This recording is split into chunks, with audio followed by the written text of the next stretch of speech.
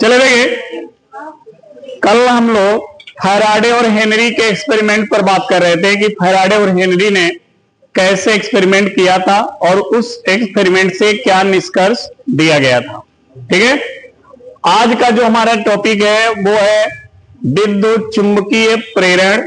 ठीक है, विद्युत चुंबकीय प्रेरण से संबंधित फैराडे के नियम। ठीक है, प्रेरित विद्युत वाहक बल, प्रेरित धारा। ठीक है, इन सब पे आज हम बात करेंगे। ये सब होता क्या है, लेंज का नियम क्या होता है। ठीक है, तो आज का जो टॉपिक है वो बहुत इंपॉर्टेंट है, ध्यान रखिएगा, इसको अच्छे से पढ़िएगा, ध्यान दीजिए, हेडिंग लगा लीजिए, विद्युत चुंबकीय प्रेरण। विद्युत चुंबकीय प्रेरण क्या होता है? विद्युत चुंबकीय प्रेरण। ठीक है, हाँ, प्रेरण, प्रेरण का मतलब होता है प्रेरित करना। ध्यान रखना, प्रेरण का मतलब प्रेरित करना, प्रेरित करना होता है। और ये प्रेरित करता कौन है? चुंबकीय क्षेत्र। ठीक है, ये चुंबकीय जो क्षेत्र है वही प्रेरित करता है, और प्रेरित करके क्या उत्पन्न करता है? विद्युत। क्या उत्पन्न करता है जी? विद्युत। अब विद्युत में क्या? विद्युत वाहक बल, विद्युत धारा। ठीक है, इन सबको उत्पन्न करता है ये, इसीलिए इसका नाम है विद्युत चुंबकीय प्रेरण। यानी चुंबकीय क्षेत्र के द्वारा प्रेरित करके, ठीक है, जब विद्युत वाहक बल या विद्युत धारा को उत्पन्न किया जाता है तो उसी घटना को बोलते हैं विद्युत चुंबकीय प्रेरण। इसके नाम में ही सब कुछ है, अलग से आपको कुछ करना ही नहीं है।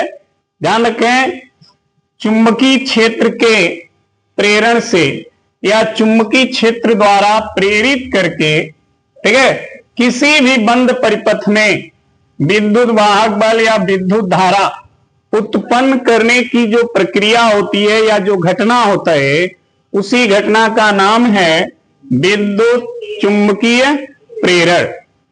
ठीक है ना जी? कौन प्रेरित करता है? चुंबकीय क्षेत्र। अब ये क्षेत्र प्रेरित कैसे करता है? जब चुंबकीय क्षेत्र का मान बदलता है तो उस चुंबकीय क्षेत्र में जो भी परिपथ होगा, चाहे वो कुंडली हो, चाहे कोई बंद परिपथ हो, ठीक है, कोई भी उस परिपथ अगर उस क्षेत्र में रखा गया है तो उसके चुंबकीय फ्लक्स में क्या होंगे? परिवर्तन होंगे। और जब परिवर्तन होंगे तो ये विद्युत वाहक बल उत्पन्न होगा, और जब विद्युत वाहक बल उत्पन्न होगा तो उसमें विद्युत धारा बहने लगेगी। ठीक है, तो इन सब पे भी हम बात करेंगे, कैसे उत्पन्न हो जाता है, क्या कारण है उत्पन्न होने का, उस पे भी हम बात करेंगे। फिलहाल हम विद्युत चुंबकीय प्रेरण है क्या, इस पे बात करेंगे। ठीक है, तो नोट करेंगे, परिवर्तित, परिवर्तित,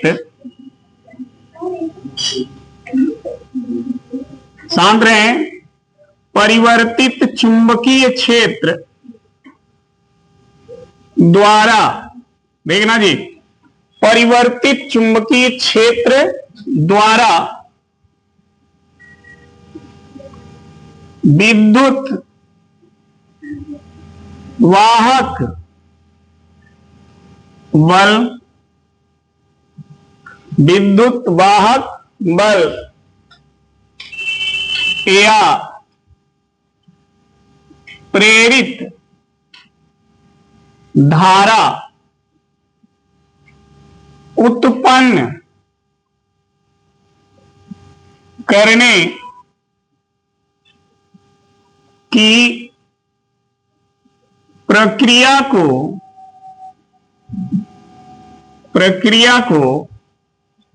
क्या कहते हैं? विद्युत चुंबकीय प्रेरण कहते हैं। विद्युत चुंबकीय प्रेरण कहते हैं। ठीक है। अगर कोई प्रश्न करे विद्युत चुंबकीय प्रेरण है क्या, तो सीधे बताएं कि परिवर्तित चुंबकीय क्षेत्र के द्वारा उत्पन्न विद्युत वाहक बल या विद्युत धारा उत्पन्न करने की प्रक्रिया को क्या कहते हैं, विद्युत चुंबकीय प्रेरण कहते हैं। ठीक है जी। इसके बाद हम बात कर लें प्रेरित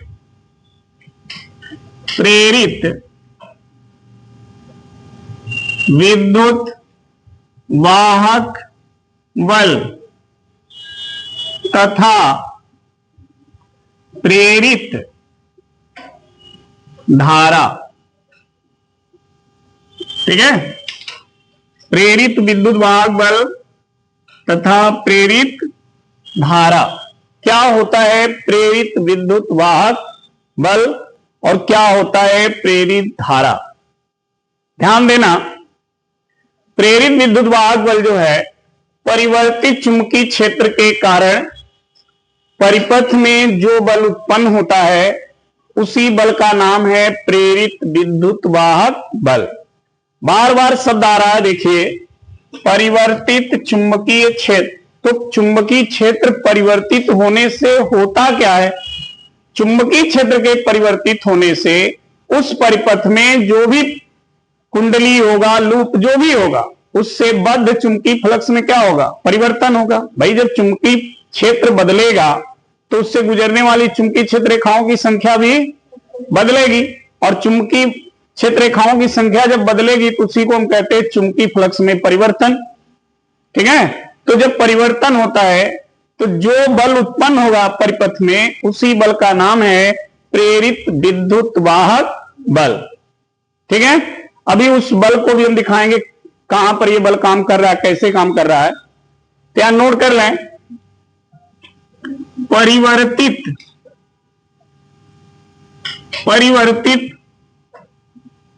चुंबकीय क्षेत्र के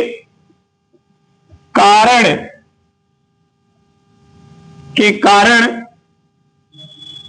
उत्पन्न विद्युत वाहक बल को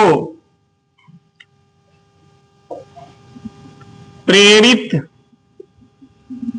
विद्युत वाहक बल ई कहते हैं। देखना, प्रेरित विद्युत वाहक बल को स्मॉल ई से प्रदर्शित करते हैं। ठीक है।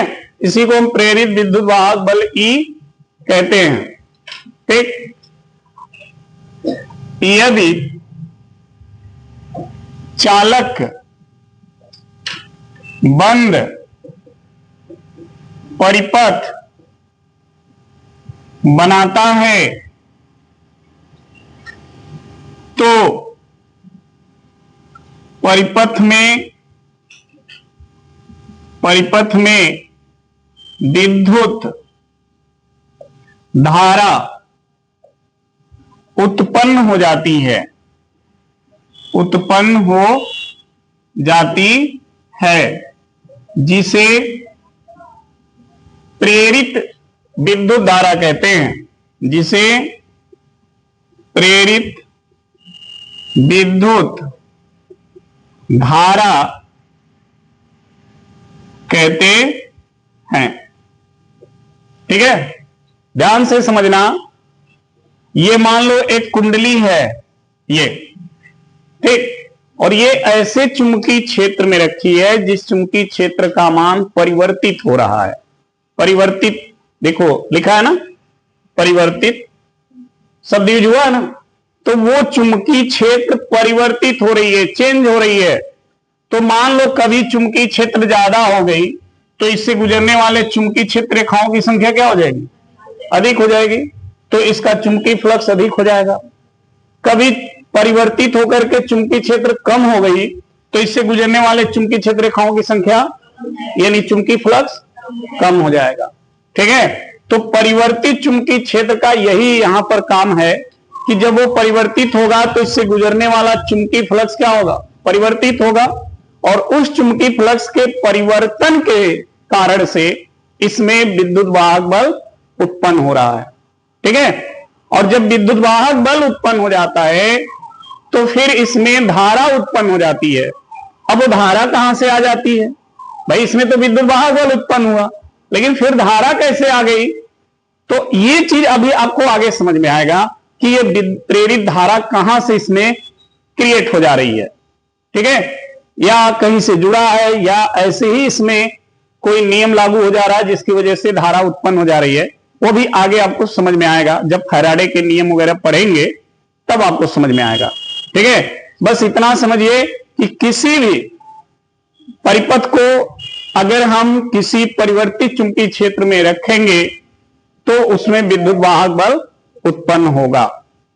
कारण चुंबकीय फ्लक्स में परिवर्तन। उसका कारण क्या है? चुंबकीय फ्लक्स में परिवर्तन, उसी के कारण वो उत्पन्न होता है। और जब वो उत्पन्न हो जाता है तो धारा भी बहने लगती है, जिसे हम प्रेरित धारा कहते हैं। क्लियर है?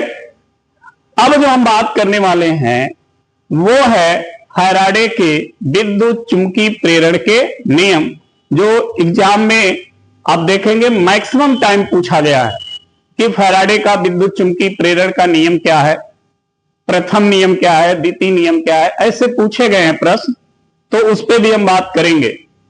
जितना तेजी से चुंबकीय फ्लक्स में परिवर्तन होता है उतना ही तेजी से विद्युत वाहक बल यहां पर उत्पन्न होगा, उतना ही अधिक इसमें प्रेरित धारा भी उत्पन्न होगी। जब तक विद्युत फ्लक्स में परिवर्तन होता रहेगा तब तक इसमें प्रेरित विद्युत वाहक बल भी उत्पन्न होता रहेगा।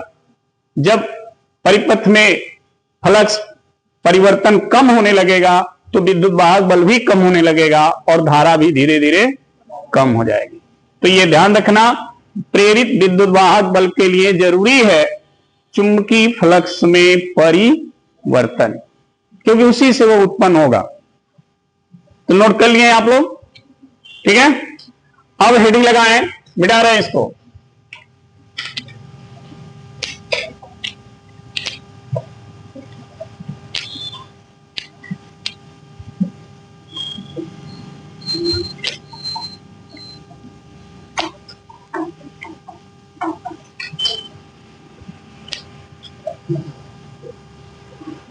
हेडिंग है फैराडे के विद्युत चुंबकीय प्रेरण के नियम। ठीक है, इस पे हम बात करेंगे। देखिए, कभी कभी यही प्रश्न पूछ देता है कि फैराडे के प्रेरण के नियम लिखिए। प्रेरण मतलब विद्युत चुंबकीय शब्द छोड़ देता है और सीधे लिख देगा फैराडे के प्रेरण के नियम। तो चाहे फैराडे के प्रेरण का नियम पूछे या फैराडे के विद्युत चुंबकीय प्रेरण का नियम पूछे, ठीक है, दोनों चीज एक ही है। ध्यान रखना, इसमें थोड़ा भी इफ बट नो नहीं रखना। अब देखिए, फैराडे के विद्युत चुंबकीय प्रेरण के कितने नियम हैं? दो नियम हैं, दो नियम इसके होते हैं। अब इन दो नियमों को आपको अच्छे से समझना है। प्रथम नियम क्या है? प्रथम नियम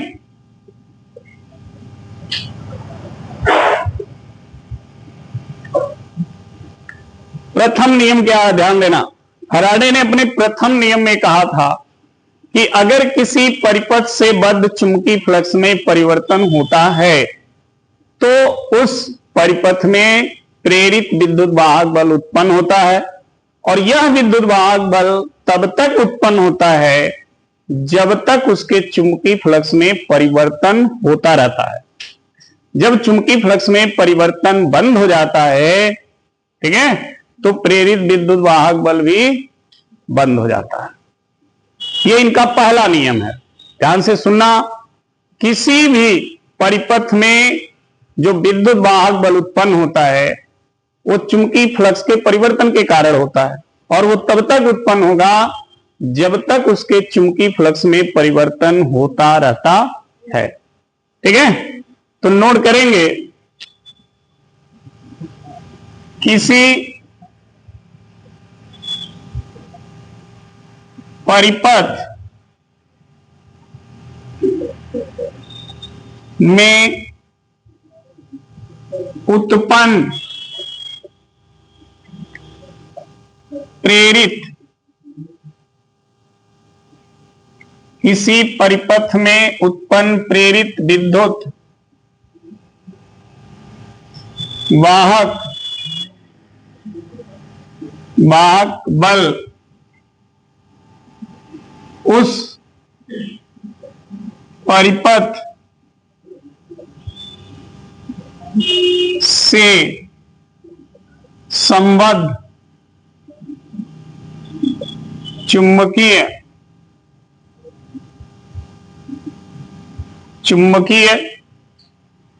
फ्लक्स में परिवर्तन के कारण होता है। ध्यान देना, किसी परिपथ में उत्पन्न प्रेरित विद्युत वाहक बल उस परिपथ से संबद्ध चुंबकीय फ्लक्स में परिवर्तन के कारण होता है। यानी चुंबकीय फ्लक्स में परिवर्तन होगा तभी उस परिपथ में प्रेरित विद्युत वाहक बल उत्पन्न होगा। ठीक, यह विद्युत वाहक बल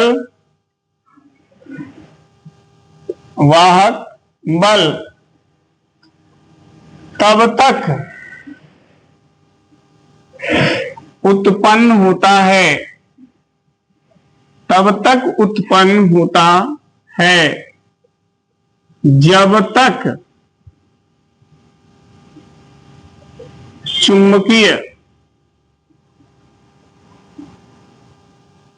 जब तक चुंबकीय फ्लक्स में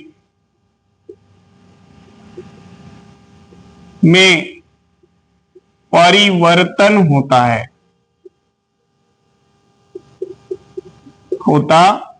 है। ध्यान रखना, तब तक उत्पन्न होगा जब तक चुंबकीय फ्लक्स में परिवर्तन होगा, और तब तक उसमें धारा भी बहेगी, क्योंकि अगर विद्युत वाहक बल है तो उसमें धारा भी रहेगी। ये चीज आप अपने घर के शादियों में जनरेटर जो यूज होता है उसको ध्यान से देखिएगा। जब जनरेटर को आपके घर के डेकोरेशन से जोड़ दिया जाता है और जनरेटर को स्टार्ट किया जाता है, तो आप नोटिस किए होंगे, यदि नहीं किए होंगे तो कर लीजिएगा। जब वो स्टार्ट होता है तो लाइट जो है ऑटोमेटिक इस तरह से नहीं आती है, वो धीरे धीरे बढ़ती है लाइट। उसकी बल्ब जो है डायरेक्ट एक ही बार ऑन नहीं होता है, पहले धीमा जलेगा, फिर उससे तेज, फिर उससे तेज, फिर उससे तेज, फिर जलने लगेगा। देखा आपने? और जब उस जनरेटर को आप बंद करिएगा तब भी नोटिस करिएगा, लाइट तुरंत बंद नहीं होती है, धीरे धीरे धीरे धीरे धीरे, ठीक है, ऐसे बंद होती है। ये जो लाइट है, जो अल्टरनेटिव करंट आपके घर पे आती है, प्रत्यावर्ती धारा, ये आई, एक कई बार उजाला हो जाती है, गई अंधेरा। लेकिन उसमें ऐसा नहीं है। उसमें अगर आई जनरेटर की करंट तो बल्ब धीरे धीरे हो गया, ठीक, और गई तो हुआ धीरे धीरे घुस, ऐसे होता है। नोट किया है कभी? हैं?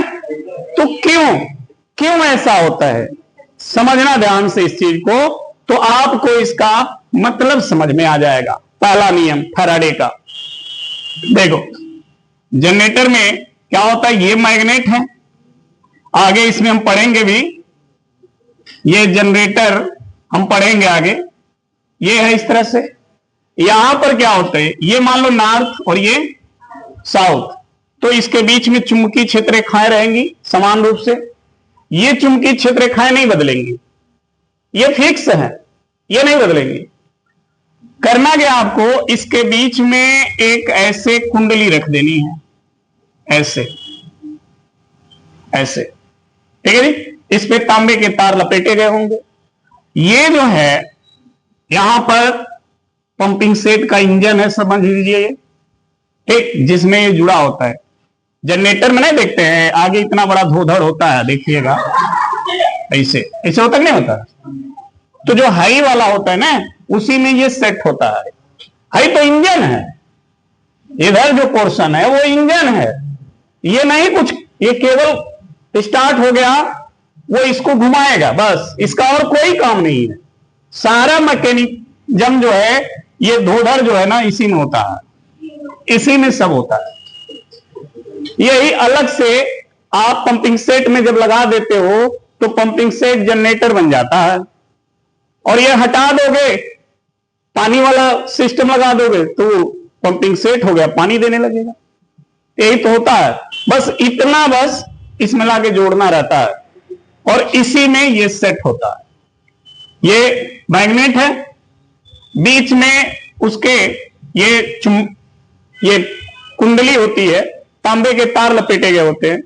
इसके शाफ्ट को इंजन से जोड़ दिया जाता है। जब इंजन से आप जोड़ दोगे ना, इंजन वाला जो होगा यहां पर होता है पीछे, स्टार्ट किया, जब ये स्टार्ट करेगा तो इंजन तुरंत स्पीड तो बनाएगी नहीं, तुरंत बनाती है, पहले धुक धुक धुक धुक धुक धुक धुक धुक और तेज हो जाती है, होती कि नहीं होती है, देखो नहीं। तो जैसे ये तेज होगी, ठीक है, वैसे इसकी स्पीड भी क्या होगी, तेज होगी। पहले धीरे धीरे घुमा, देखना, अब धीरे धीरे धीरे धीरे धीरे धीरे धीरे धीरे तेज हो गया। तो जब पहले धीरे धीरे घूम रहा था तो चुंबकीय फ्लक्स में परिवर्तन धीरे धीरे हो रहा था। जैसे जैसे तेज हुआ, चुंबकीय फ्लक्स में परिवर्तन तेज होता चला गया ना। तो जितना ज्यादा चुंबकीय फ्लक्स में परिवर्तन होगा, उतना ही अधिक विद्युत वाहक बल उत्पन्न होगा। पहले धीरे धीरे हो रहा था, इसमें विद्युत वाहक बल कम था, इसमें लाइट भी कम थी, इसमें बल्ब धीमा था। और जैसे स्पीड बढ़ती गई तो विद्युत वाहक बल बढ़ता गया, धारा बढ़ती गई तो बल्ब भी तेज हो गया। ठीक यही चीज जब बंद करते हो तो ये थोड़ी ना कि गैस जनरेटर खींच दिए बंद होगा तुरंत, ऐसा होता है? फट फट फट फट फट फट फट फट फट ऐसे होता है, होता ही नहीं होता, तुरंत नहीं बंद होता है ये, ठीक है। तो उसमें क्या होता है, जब उसको आप बंद करते हो तो उसकी स्पीड स्लो होने लगती है। जब स्पीड स्लो होने लगती है तो विद्युत वाहक बल भी कम होने लगता है, क्योंकि चुंबकीय फ्लक्स में परिवर्तन कम होने लगता है, तो धारा कम होने लगती है तो बल्ब धीमा होने लगता है। और जब फाइनली जनरेटर एकदम बंद हो जाता है तो विद्युत वाहक बल जीरो, धारा जीरो, तो बल्ब की लाइट भी जीरो हो जाती है। समझे? तो वही चीज ये कह रहा है कि प्रेरित विद्युत वाहक बल उस परिपथ से संबद्ध चुंबकीय फ्लक्स में परिवर्तन के कारण होता है। जितना ज्यादा चुंबकीय फ्लक्स में परिवर्तन होगा, उतना ही ज्यादा इसमें विद्युत वाहक बल उत्पन्न होगा, उतना ही अधिक इसमें धारा बहेगी। यह विद्युत वाहक बल तब तक उत्पन्न होता है जब तक चुंबकीय फ्लक्स में, मतलब धीरा भी होगा तब भी वो उत्पन्न हो रहा है। जब फाइनली रुक जाएगा तब जाके विद्युत वाहक बल का होगा, जीरो हो जाएगा, ठीक है, तो धारा भी जीरो हो जाती है। ये कॉन्सेप्ट है इनका जनरेटर पे, ठीक। तो ये इनका पहला नियम था। इसी पर आप देखे होंगे डायनमो भी काम करता है इसी पे। डायनमो वो भी इसी तरह बना होता है। डायनमो लो, ट्रैक्टर देखे हो, ट्रक देखे होगे, बस तो देखे ही होगे, ट्रक वो देखे होगे, जीप उप सब देखे होगे। आप नोटिस किए हो कभी, उसमें बैटरी लगी होती है, जो रात के समय लाइट जला के लोग दौड़ाते हैं, टीक पाक कराते हैं, तो बिना बैटरी का नहीं करेगा। तो ये सोचो कि वो चलता रहता है और बैटरी चार्ज होती रहती है। कभी किसी ट्रक को देखे कि चल के आया, यहां रुक गया, क्यों भैया बैटरी चार्ज कर रहे हैं, ऐसा कभी देखेगा? पेट्रोल डीजल के लिए रुकेगा वो, अगर पेट्रोल गाड़ी है तो पेट्रोल के लिए रुकेगा, लेकिन बैटरी चार्ज के लिए वो चलता रहता है, उसकी बैटरी चार्ज होती रहती है। कैसे? सोचिए। वही तो मैं कह रहा हूं, उसमें एक सिस्टम लगा होता है जिसका नाम है डायनमो। वो डायनमो जनरेटर की तरह काम करता है। जैसे जनरेटर इलेक्ट्रिक करंट बना रही है ना, वैसे वो डायनमो है, वो भी इलेक्ट्रिक करंट बनाता रहता है। जब गाड़ी चलती है तो उसके इंजन से उसको भी जोड़ा जाता है।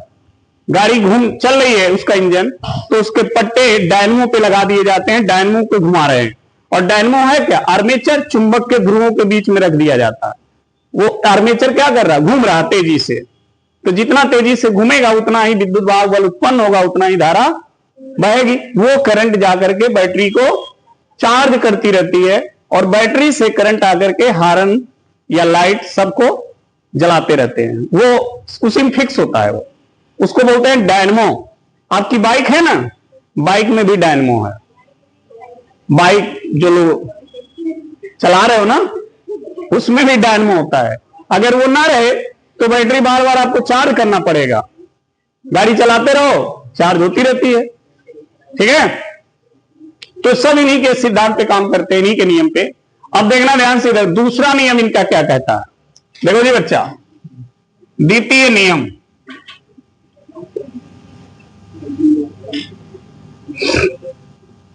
देख लो, तभी समझ में आएगा इसका कितना बड़ा महत्व है जीवन में।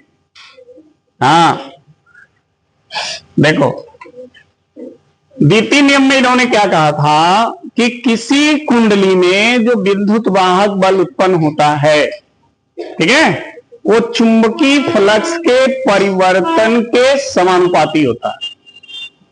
जो चुंबकीय फ्लक्स में बदलाव होता है ना, उसके परिवर्तन की दर के समानुपाती होता है। मतलब कितने समय में कितना चुंबकीय फ्लक्स बदल रहा है।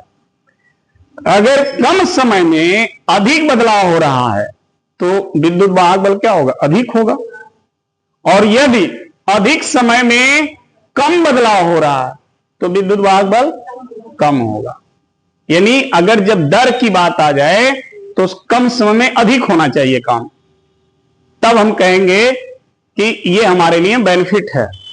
ठीक है? लेकिन अगर समय अधिक लगे और काम कम हो तो कोई ऐसा लेबर रखो नहीं करेगा, रखेगा क्या? तो अगर हमारा सिस्टम अधिक समय लेकर थोड़ा सा काम करे तो उस सिस्टम को फेंक ही देना अच्छा है। तो यहां पर विद्युत वाहक बल उसके फ्लक्स में परिवर्तन की दर के समानुपाती होता है। दूसरा नियम कहता है इनका, जितना कम समय में अधिक परिवर्तन होगा उतना अधिक विद्युत वाहक बल उत्पन्न होगा, तो उतना ही अधिक धारा भी बहेगी। अब नहीं, एक सेकेंड में अगर वो एक राउंड मारे, आर्मेचर ऐसे एक राउंड घूमे एक सेकेंड में, तो क्या मतलब है? ज्यादा धारा उत्पन्न नहीं कर सकता। जबकि मशीन का जो आरपीएम होता है, जो पंपिंग सेट है ना, उसकी जो आरपीएम होती है, रफ्तार पर मिनट इसको बोलते हैं। ठीक है? पर मिनट इसकी रफ्तार जो होती है वो 750 राउंड होती है। एक मिनट में 750 राउंड मारेगी। अब सोच लीजिए, तो जब इतना एक सेकेंड मिनट में जब 750 मारेगी, तब सोच लीजिए एक सेकंड में कितना मारेगी। 60 से भाग दे दो, ये हट गया।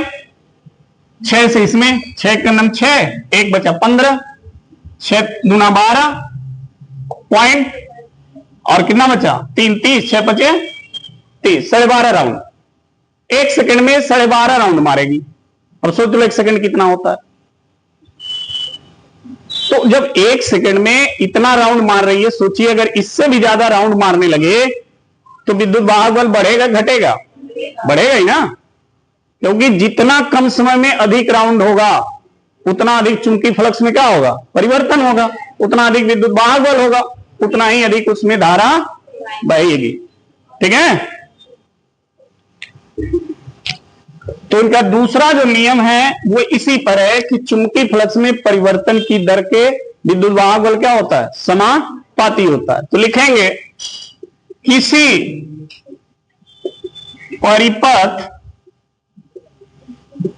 में उत्पन्न विद्युत वाहक बल उस परिपथ से संबद्ध चुंबकीय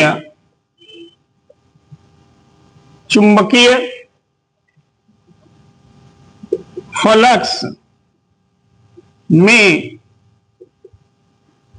परिवर्तन की दर के क्या होता है, समानुपाती होता है।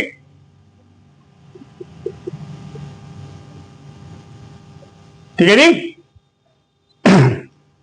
अब देखो ध्यान से सुनना। मान लो ये एक लूप है, ठीक है, और T1 समय में इसके अंदर से ये चुंबकीय क्षेत्र रेखाएं गुजर रही है, जिसके कारण इसका संबद्ध चुंबकीय फ्लक्स कितना है, φ1। ठीक, कुछ समय बीता T2 जब समय हुआ तो इससे गुजरने वाली चुंबकीय क्षेत्र रेखाओं की संख्या कितनी हो गई, φ2 हो गई। तो चुंबकीय फ्लक्स में बदलाव हुआ कि नहीं हुआ, कितने समय में, T1 से T2 समय में। ठीक, तो अगर हम ये मान लें कि माना किसी परिपथ से, या किसी कुंडली लिखो, माना किसी कुंडली, ये भी तो परिपथ है, तो माना किसी कुंडली में T1 समय में चुंबकीय फ्लक्स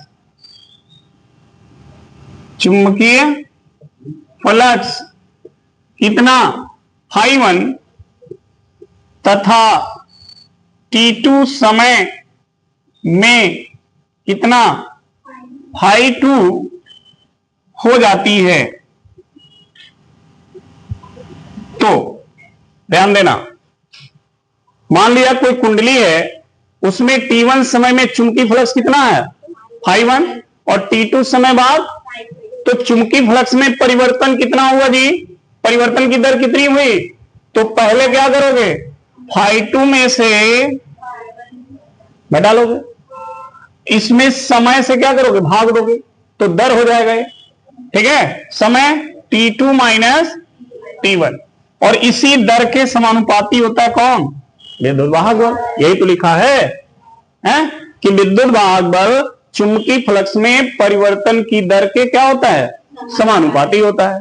अब देखना ध्यान से, ई समानुपाती, इन दोनों का अंतर क्या होगा, डेल्टा फाई होगा ना, और इनका अंतर डेल्टा टी। ठीक है, इसको हटा करके नियतांक लगा दिया हमने के, तो हो गया delta phi by delta T. SI पद्धति में के की वैल्यू कितनी होती है, तो ये 1 हो जाएगा, तो ई बराबर क्या होगा, बाई डेल्टा टी, ये हो जाएगा। अब ध्यान देना, यहां पर ये निगेटिव में लिखा जाता है, इसी को अब बता रहे हैं, सब्र करिए। इसको ऐसे लिखा जाएगा। क्यों ऐसा लिखा जाता है, क्योंकि जो विद्युत वाहक बल इसमें उत्पन्न होता है ना, उसकी जो दिशा होती है वो चुंबकीय फ्लक्स के परिवर्तन का विरोध करती है, वो नहीं चाहती है कि चुंबकीय फ्लक्स में परिवर्तन हो, इसीलिए यहां निगेटिव साइन लगाया जाता है। इसकी दिशा चुंबकीय फ्लक्स के परिवर्तन के विपरीत होती है। क्या लिख देंगे, जहां निगेटिव चिन्ह, ठीक है, नेगेटिव चिन्ह यह दर्शाता है कि प्रेरित विद्युत वाहक बल की दिशा चुंबकीय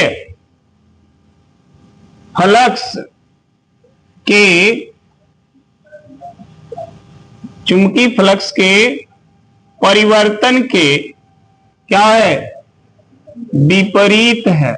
क्या है, विपरीत है। बस इतने ही के लिए यहां ऋण चिन्ह लगाया गया और कोई इसका मतलब नहीं है। ठीक है, अब देखो, यदि हम ये मान लें कि जो समय है, बच्चा इधर देखो, समझो इसको, जो समय है ना, जो समय, अगर हम ये मान लें कि ये समय बहुत कम है, बहुत कम, जीरो के नियर अबाउट, तो दोनों तरफ क्या करेंगे, लिमिट लगा देंगे, -LIM delta T tends to, और ये हो गया डेल्टा फाइव बाई डेल्टा, और लिमिट इसका मतलब कितना होगा, ये डिफरेंशिएशन में बदल जाएगा। मैथ पढ़ते हो यो नहीं पता, जब लिमिट लगा दोगे ना तो ये पूरा इसमें आ जाएगा डिफरेंशिएशन में, यानी E बराबर हो जाएगा -d∅/dt। डिफरेंशिएशन क्यों होता जानते हो, मैथ पढ़ते हो, डिफरेंशिएशन का मकसद क्या है? देखो, डिफरेंशिएशन का मतलब होता है कम से कम समय में वो राशि कितना बदल रही है, कम से कम समय में। जैसे मान लो हमने कहा कि मान लो तुम्हारा नेल है, नाखून, समझ लो ये नाखून जो है एक दिन में इतना बड़ा हो गया, एक दिन में सपोज करो, तो जब एक दिन में इतना बड़ा दिखा तुमको, तो ये तो मान लो कि 12 घंटे में भी तो बढ़ा होगा। अच्छा, 12 घंटे में भी कुछ बढ़ा ही होगा, 6 घंटे में भी तो बढ़ा होगा, अरे भाई 1 घंटे में भी तो बढ़ा होगा, बढ़ा हो नहीं बढ़ा होगा। अच्छा, ये मान लो 10 मिनट में भी तो बढ़ा होगा, 60 सेकंड में भी तो बढ़ा होगा, यानी 1 मिनट में बढ़ा होगा। अरे भाई कुछ नहीं तो 1 सेकंड में भी तो बढ़ा होगा कुछ, ऐसे थोड़ी ना भी डायरेक्ट बढ़ गया होगा, बढ़ा होगा ना। तो कम से कम समय में कितना बदलाव हुआ, जब ये हमें ज्ञात करना हो ना, तभी हम डिफरेंशिएशन करते हैं। समझी बात को, ये नहीं कि कहीं नहीं कहीं घुसेड़ दो, डिफरेंशिएशन का नहीं है। इसीलिए लिखा गया है यदि डेल्टा टी टेंड्स टू 0, मतलब समय बहुत कम हो, यानी बहुत कम समय में कितना बदलाव चुंबकीय फ्लक्स में हुआ होगा। तो इस तरह से हम इसको निकाल लेते हैं, E बराबर -d∅/dt। ठीक है, और देखो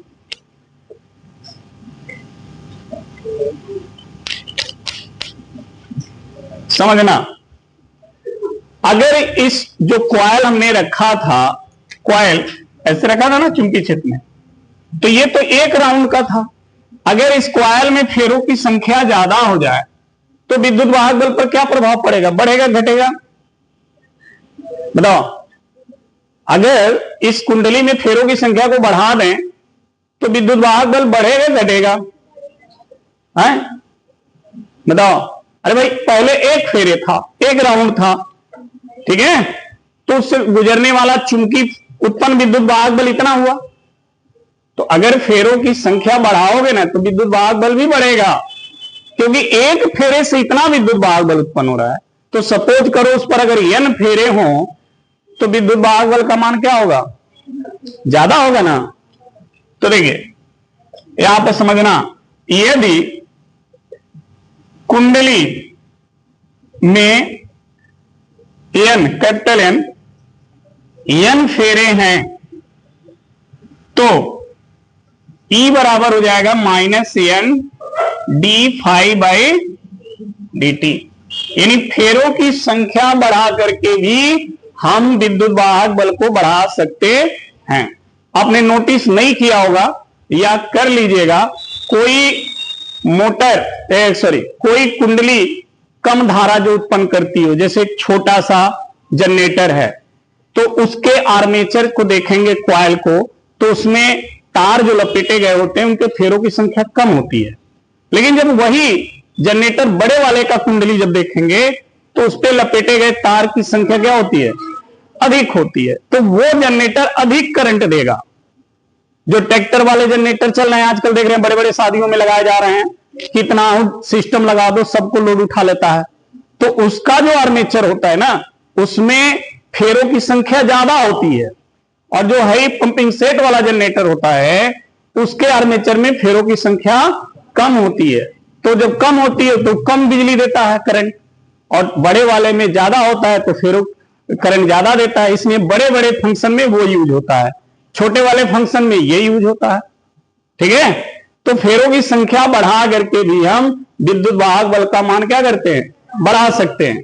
ठीक है, अब देखिए यदि कुंडली का प्रतिरोध, कुंडली का प्रतिरोध क्या हो, आर हो, तो भाई जिस भी तार का कुंडली बनाओगे वो तार किसी धातु या किसी पदार्थ का ही बना होगा, और पदार्थ का गुण होता है प्रतिरोध, तो इसका मतलब उसमें प्रतिरोध होगा। तो मान लीजिए इसका प्रतिरोध कितना है, आर है, तो प्रेरित धारा कितनी उत्पन्न होगी, तो प्रेरित धारा आई बराबर, तो आई बराबर क्या होगा, ई बटा आर।